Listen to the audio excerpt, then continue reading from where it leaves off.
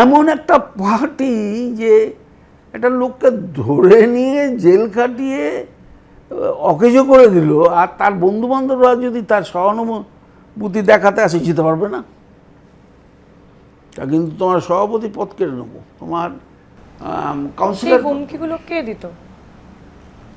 যারা নেতৃত্বে ছিল তারাই দিত। অভিষেক বন্দ্যোপাধ্যায়। আবার সেই অভিষেক আসছে। আপনি নাম নিতে চান না, কিন্তু আমি আমি আমি নাম বারবার নিতে চাই না, এই কারণে এত বড় নেতা না। তাহলে আপনি মেনে নিলেন যে অভিষেক না, আমি অত বড় নেতা না যে ও টলিয়ে দিতে পারে। আমি মমতা বন্দ্যোপাধ্যায়কে বারবার সব মিটিংয়ে গিয়ে বলেছি, হাতি জানে না তার শক্তি কত।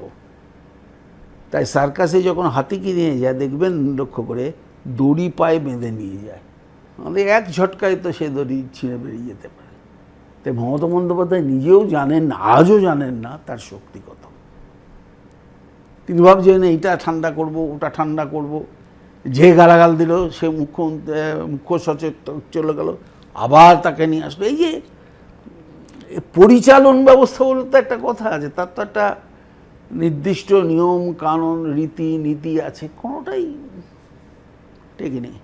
পাস্ট এবং প্রেজেন্টের ব্যাপারে কথা হলে একটু ভবিষ্যতের ব্যাপারে আসা যাক।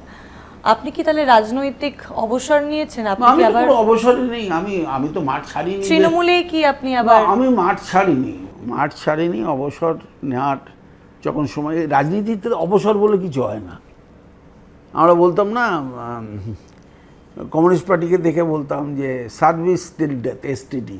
তখন এসটিডি ছিল তো ফোনে, তা সেটাকে নকল করে আমি বলতাম যে সার্ভিস টিল ডেথ, অর্থাৎ মৃত্যুদিন পর্যন্ত আমি ওইখানে আছি। ওটা কমিউনিস্ট পার্টির একটা ভিত্তির উপরে করে হয়েছিল। আঞ্চলিক দলে আর এসটিডি বলে কিছু থাকবে না।